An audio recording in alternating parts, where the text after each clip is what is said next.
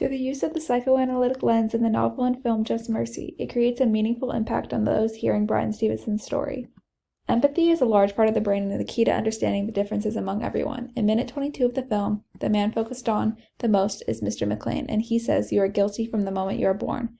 As a black man, he has been made villainized by white people, especially in Alabama, purely due to his skin color. These psychoanalytic theories easily link to racism in both literature and film because it leads to question in the way people were raised and where racism stems from.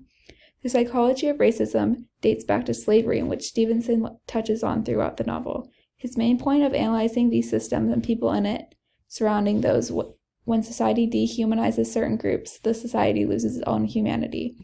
Herbert Richardson is one of the men needing justice due to his mental trauma. As explained in the novel, he served in Afghanistan and has PTSD with suicidal tendencies.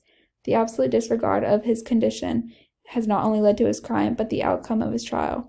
The traumatic scene of him being killed led me to tears, both reading it and watching it, because the understanding of his mental illness led to his death and made me question what justice means in America.